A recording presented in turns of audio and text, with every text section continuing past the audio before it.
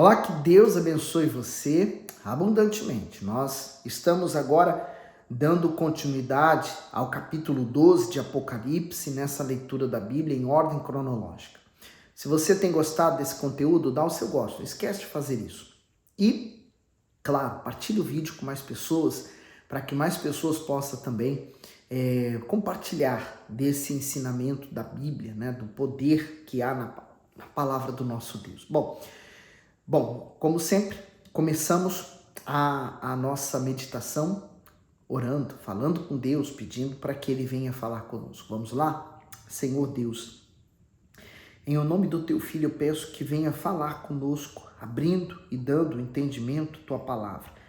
Esse livro do Apocalipse é o livro da revelação. Então, é o que nós precisamos da Tua revelação, que o Senhor nos abra o entendimento. Que assim seja. Amém.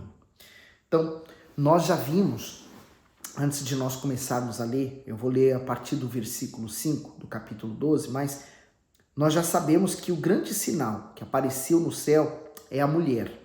E é Israel, e o outro sinal, o dragão, que se deteve diante da mulher e queria devorar o seu filho quando nascesse, é Satanás. Então, no versículo 1 vimos a mulher no céu, vestida do sol, com a lua debaixo dos pés e uma coroa de 12 estrelas na cabeça. Agora, a mulher encontra-se em grande aflição sobre a terra.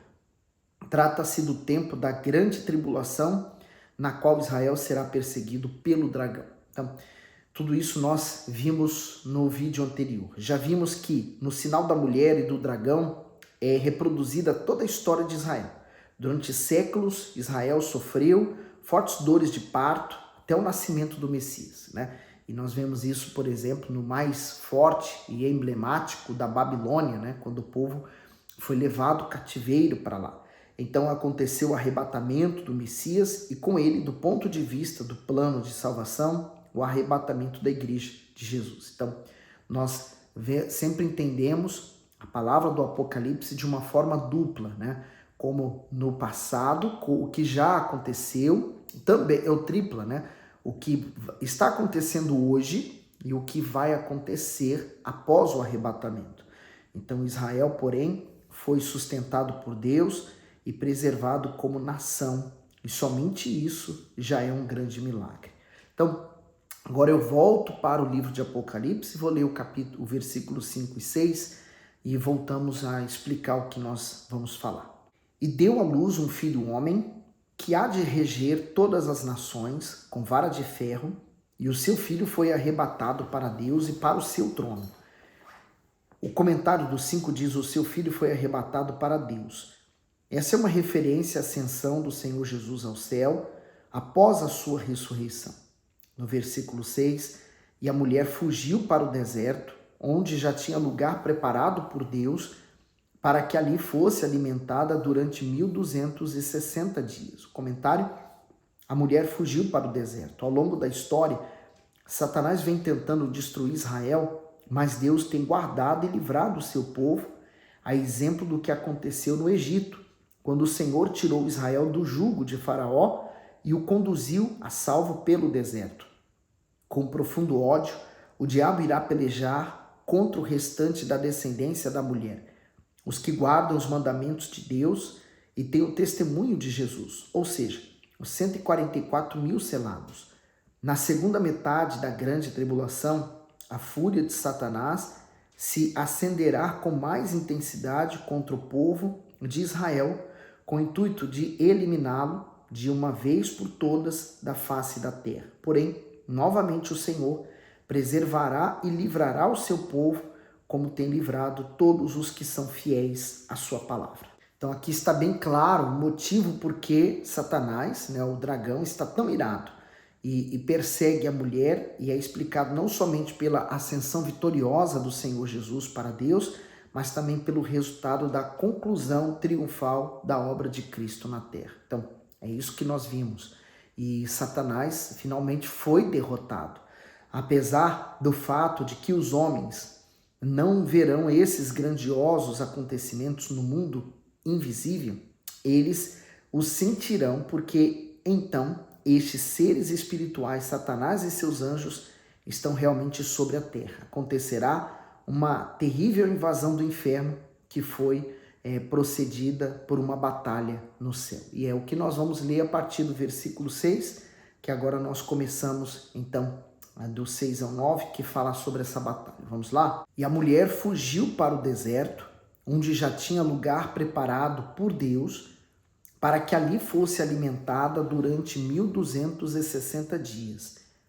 E houve batalha no céu, Miguel e os seus anjos batalhavam contra o dragão, e batalhavam o dragão e os seus anjos. Mas não prevaleceram, nem mais o seu lugar se achou nos céus. E foi precipitado o grande dragão, antiga serpente chamada o diabo e Satanás, que engana todo mundo. Ele foi precipitado na terra e os seus anjos foram lançados com ele. O comentário diz, e houve batalha no céu. Tudo indica que essa batalha tem dois sentidos. O primeiro parece apontar para a queda original de Lúcifer, quando ele e a terça parte dos anjos se rebelaram contra Deus. O segundo parece indicar que a primeira grande derrota de Lúcifer e a sua expulsão resolvem um problema no céu, mas não na terra, pois ele veio com toda a fúria para destruir a obra mais amada do Altíssimo, o ser humano. Daí a razão de o próprio Filho de Deus ter vindo a este mundo derrotar definitivamente Satanás. E isso acontece na cruz. Quando nós lemos o livro de Apocalipse, entendemos que estamos lendo também a revelação do futuro, né? O futuro após o arrebatamento, quando a igreja foi arrebatada. Então, o que ele diz? Esse grandioso acontecimento se dará no início dos 1260 dias, quer dizer, 1260 dias, que é igual a 42 meses e 3 anos e meio, mais ou menos. A segunda metade da grande tribulação. Então, é isso que nós estamos vendo aqui. E no que nós percebemos, como a criança foi arrebatada para Deus até o seu trono, e na criança reconhecemos que é Jesus, o Messias, e com ele a igreja de Jesus, logo após, logo em seguida vem essa violenta luta no céu. Portanto, trata-se também de um resultado do arrebatamento da igreja. E é fácil você compreender, e você vai entender isso em Efésios 6:12. Vamos ler. Porque não temos que lutar contra a carne e o sangue, mas sim contra os principados, contra as potestades, contra os príncipes das trevas deste século, contra as hostes espirituais da maldade nos lugares celestiais. Eu destaquei essa parte final, né, das regiões celestiais, porque ela mostra que aonde o local que Satanás e os demônios estão, né, nos lugares celestiais. Então, Satanás, ele vem lutando contra a igreja e ele tem esse lugar privilegiado dele. Mas nessa batalha final, ele primeiro será expulso, então, desse lugar e será lançado aqui na terra. Então, se hoje nós vemos os demônios destruindo, eles precisam de um corpo para destruir e para se manifestar aqui nesse mundo. Então, você imagine, né? Como será quando Satanás vier para cá?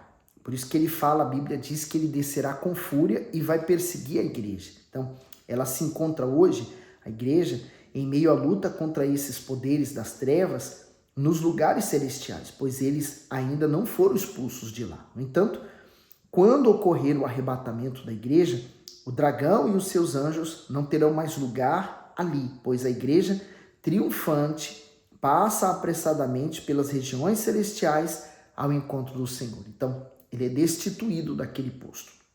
Miguel já lutou em tempos remotos contra Satanás por ocasião de uma mudança decisiva na história de Israel. Vamos ver Judas, versículo 9. Mas o arcanjo Miguel, quando contendia com o diabo, o disputava a respeito do corpo de Moisés. Não ousou pronunciar juízo de maldição contra ele, mas disse: o Senhor te repreenda. Nós vemos também, né, o Miguel, esse arcanjo, aparecendo mais à frente, aliás, no tempo de Daniel, quando ele orava durante aqueles dias de oração, 21 dias, se eu não estou em erro, e ele soltou o anjo que estava preso e o anjo trouxe a resposta para ele. Então, nós vemos a ação de Miguel. Há muitos que eu já ouvi comentários de que Miguel seria o próprio Senhor Jesus, mas não é, né? Miguel é um arcanjo, assim, cheio de autoridade, mas não é o Senhor Jesus. Jesus, porém, é vencedor sobre todos os poderes das trevas.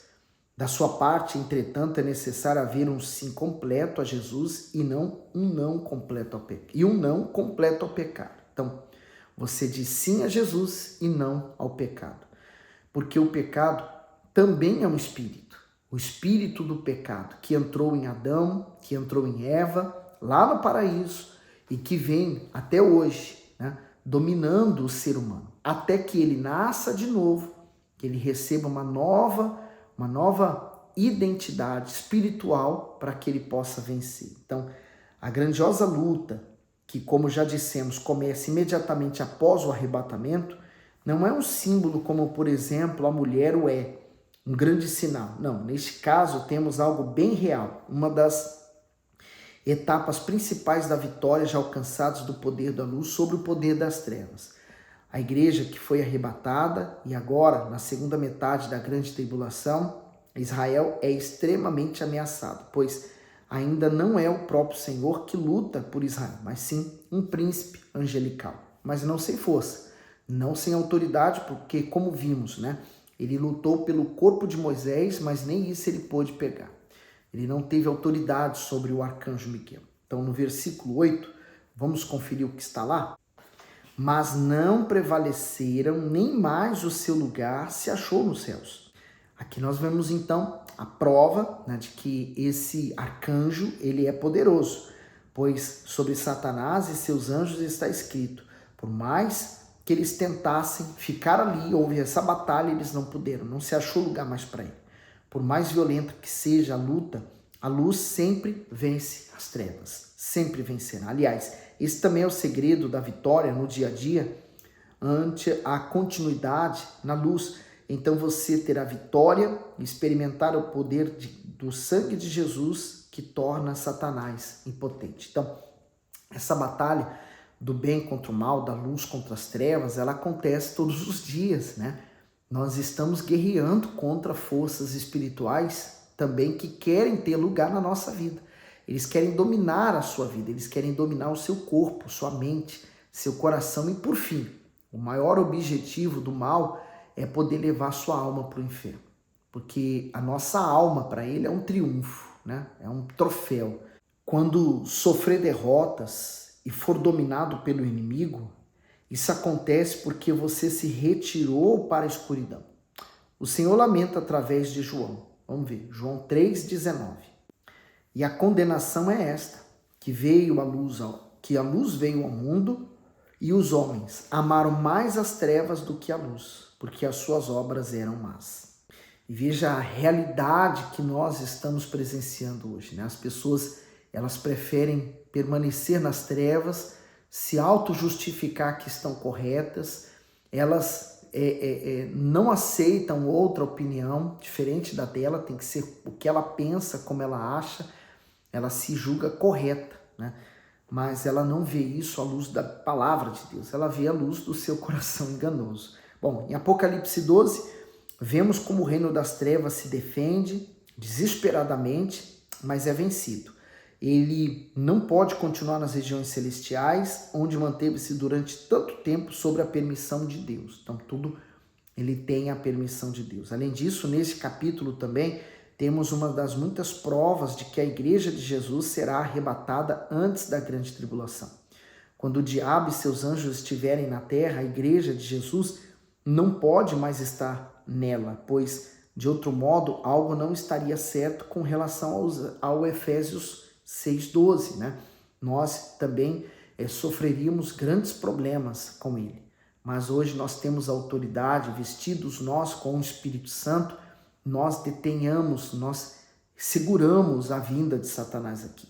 Depois do arrebatamento, porém, eles não estarão mais lá, mas terão sido lançados na terra pelo arcanjo. através da vitória de Miguel e dos seus anjos, acontece na terra uma invasão do inferno, ou seja, dos lugares celestiais, até então habitados por Satanás e seus anjos, agora habitarão na terra e trarão, né, toda a destruição deles para cá.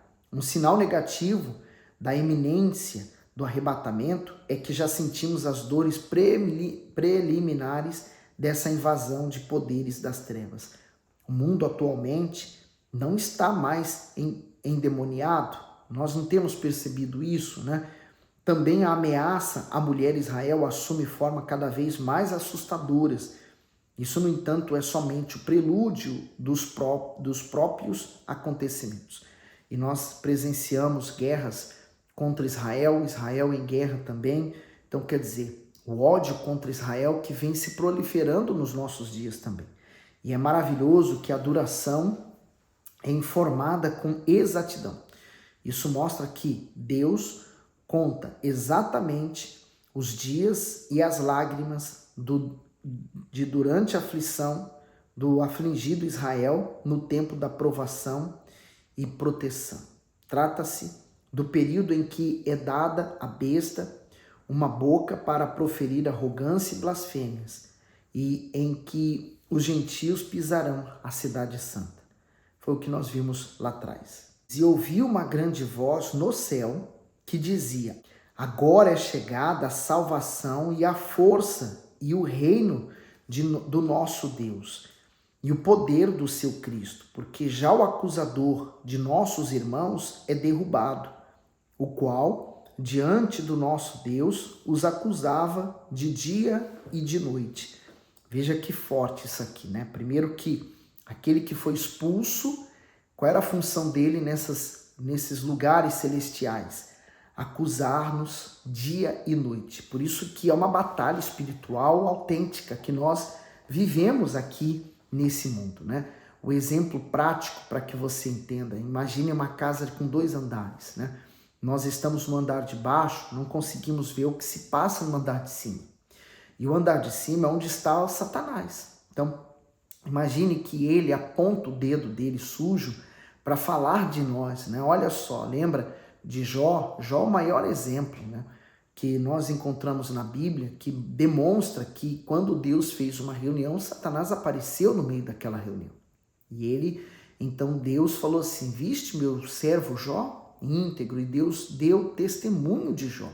Mas ele falou: olha, se você tirar essa proteção que ele tem, ele vai blasfemar, ele vai fazer tudo errado. Quer dizer, Satanás colocou Jó à prova, né, com Deus, mas Jó saiu aprovado porque Jó continuou crendo em Deus. E assim nós entendemos o mundo espiritual. No 11, e eles o venceram pelo sangue do Cordeiro e pela palavra do seu testemunho, e não amaram as suas vidas até a morte. O comentário diz aqui, ó, eles o venceram.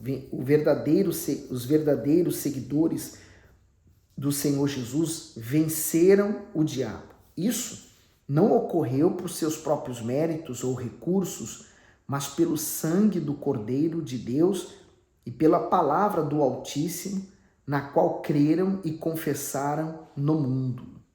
Satanás, ele tem direito aonde há o pecado, né? E onde os pecados foram expiados, ele tenta manter exigências ilegítimas, né? Ele faz uma pressão sobre aquela pessoa. Deus permite isso porque é justo. E o que vemos, por exemplo, no livro de Jó, onde Satanás apresenta-se diante do Senhor e diz, vamos ler, Jó 1,12. E disse o Senhor a Satanás: eis que tudo quanto ele tem está na tua mão. Somente contra ele não estendas a tua mão. E Satanás saiu da presença do Senhor. Por isso que o dragão, ele também é chamado da antiga serpente, né? Uma lembrança de como causou certa vez a queda da humanidade, lá em Gênesis 3. Ele se chama diabo, o acusador, nunca se cansou de acusar os filhos de Deus e a humanidade em geral. Por fim, seu nome é Satanás, que significa diabolos, o grande desordeiro e adversário. Então, Olha como que a nossa luta, a nossa batalha espiritual, ela é árdua e nós temos que vencê-la em espírito. Se estivermos na carne, estamos dando permissão para que o mal permaneça na nossa vida. Se estamos em espírito, nós o expulsamos da nossa vida. Então, todos aqueles que habitam na terra estremecerão diante dos acontecimentos daquele tempo. Não somente aqueles que vivem nos continentes, mas também os que habitam em ilhas e os que viajam pelo mar. Toda a humanidade sentirá de maneira terrível o que significa o fato de Satanás e seus anjos terem sido lançados das regiões celestiais sobre a terra.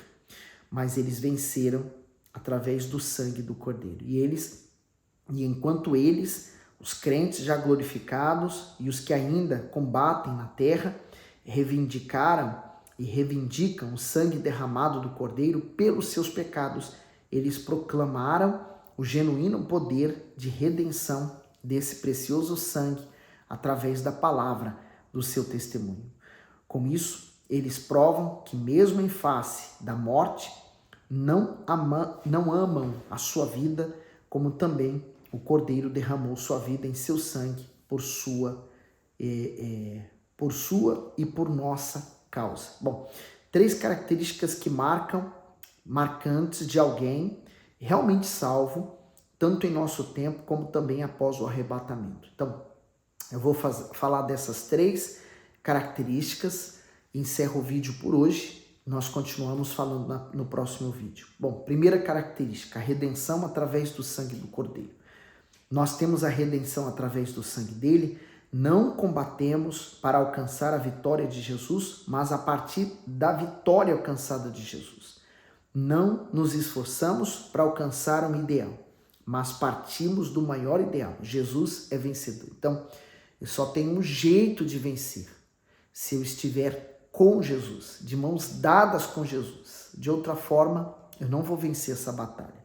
Segunda característica, a confirmação da experiência pessoal dessa redenção através do nosso testemunho. Isso não faz apenas com que o inimigo perca o seu direito, mas também o seu poder sobre você. Então, essa é a segunda característica, né? A confirmação da experiência pessoal. Ela nos dá a base. Por isso que o Senhor Jesus disse, sem mim nada podeis fazer. Então, não temos como vencer o mal se não estivermos em Jesus. Terceira característica, a entrega da própria vida. Ela o unifica com a vitória de Jesus Cristo, de modo que você não poderá mais ser tocado pelo inimigo por toda a eternidade. Então, essa é a grande vitória quando nós somos marcados por Deus e temos o Espírito Santo. Tudo isso que nós estamos falando vai fazer você ter a presença de Deus em sua vida, guardando, protegendo e levando você ao caminho certo, que vai levá-lo aos céus. Por isso que o caminho para os céus só é é Jesus. Então, não há outro lugar, não há outro meio, não há outra situação que possa salvá-lo, senão o Senhor Jesus. Bom, vamos continuar no próximo vídeo. Deus abençoe você abundantemente, em nome de Jesus.